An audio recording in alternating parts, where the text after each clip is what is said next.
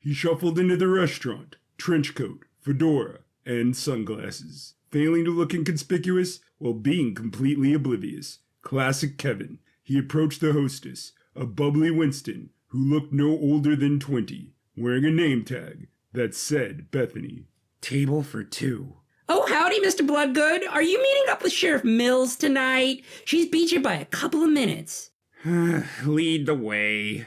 Bethany took him to a table in the far back, where Sheriff Mills sat in the corner, also wearing a trench coat, fedora, and sunglasses. Kevin took her in, the beautiful baker, who looked great, even while trying to hide her face. Sheriff Mills was doing her best to hide the lip quiver she'd get whenever Kevin was in eyesight. The passion between them could have set the restaurant on fire. You're early. You're late. Can I get you two some menus? Whiskey, neat. Bourbon, same.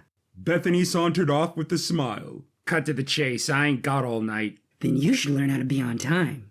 Sheriff Mills took out a file and threw it on the table in front of Kevin. He leafed through it. What am I looking at? The Guastini family investigation is coming to a close. Our informant was able to secure a list of all the shell companies they've used to launder their money. One name kept popping up on that list. Raymond.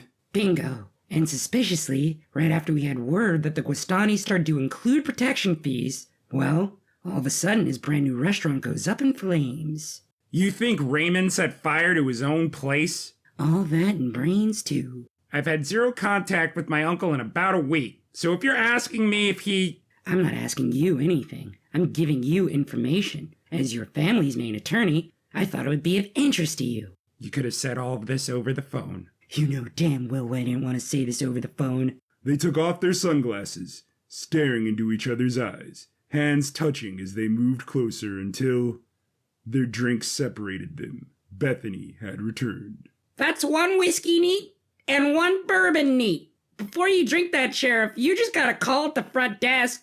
The sheriff left, quickly returning to Kevin. Get up. The Guastanis decided to make a very public move on your uncle. Where? Jiggly's showroom. Candace. The sirens blared. The red and blue lights beamed as Sheriff Mills drove through the streets of Aldrinia, hitting the highway and using the exclusive emergency lane that dipped low to the tunnelway and rose to the freeway. Kevin sat forward in his passenger seat, teeth and fists clenched. He was ready for the unthinkable, or so he thought. Getting off the freeway, Sheriff Mills swerved, narrowly missing what seemed to be the back end of a Rolls-Royce laying upside down in the street, 1 block from the Jiggly showroom parking lot. A helicopter flew overhead. There were 4 ambulances. Officer Alfie's car was the only other police vehicle in sight, but they found the rest of Don Amici Guastani's severed Rolls-Royce in front of the entrance. The club was in a disarray of broken glass, tables, and upturned chairs. Yellow tape was everywhere, with all the dancers, bouncers, and patrons evacuated, except for Ray and Mitchell, who decided to help themselves to full bottles at the bar. Kevin ran into the club screaming out for his sister. Candace! Candace! Good to see you, my boy! Kevin scuttled over to his uncle and hugged him. Ray, good to see you. You too, Mitch. Hey. Now about Candace, she's fine. She agreed to go to the ambulance with our new friend, Mr. Todd. Did this Mr. Todd guy get caught in the crossfire? Ray and Mitchell looked towards each other, unsure how to explain what happened.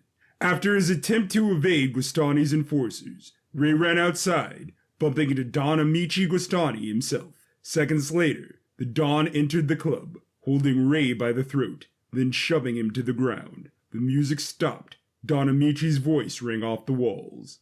I hope that everyone is having a beautiful night. I apologize profusely, but I shall be collecting Mr. Ray Armstrong, as well as any of his associates. Then we will be on our way. Ant and Nick trained their guns on Jesse and Mitchell, who raised their hands. Ant then gestured to Candace. You two, dollface, let's go. Hey, leave her alone! Nick backhanded Jesse in the jaw so badly he fell to the ground in pain. He had had enough of this day. First Skip and Laura, and right when he was adjusting to his new life, these goons showed up. Jesse felt a rage building inside of him that he could not control. He stared at Nick with glowing bright red eyes, then leapt up and spoke with a blackened voice. I said leave her alone. His hair grew longer than it already had. His pierced features grew into a baker as his ears extended. Wait, what are you saying? He was already a wolf. You can't transform on top of a transformation. Nephew, it would be wise to keep listening. It only gets stranger.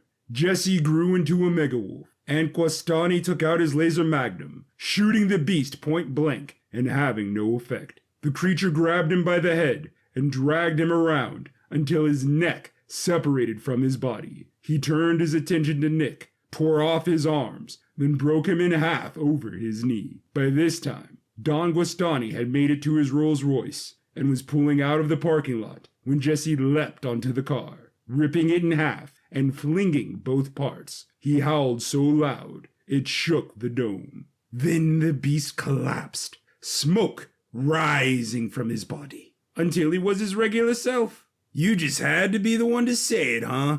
Can you blame me? So he reverted back to his human self? Oh no, he's still a werewolf, just not a mega wolf. Yes, I love the ring to that. Thanks. The ambulance was headed to Saturn General, the nearby hospital. Candace held Jesse's hand as he lay on the stretcher. If he hadn't been there, she could be dead right now. But the only reason he was there is because she attacked him. Jesse moaned. He was starting to wake up. In his mind, that goon hit him. He fell to the ground. He was furious and blacked out. Jesse wasn't sure where he was, but was happy to see who was holding his hand. Candace? Her head quickly turned up. She smiled with tears in her eyes. Yeah, Jesse? Am I dreaming? Not as far as I can tell. So I'm still a werewolf. Sure are.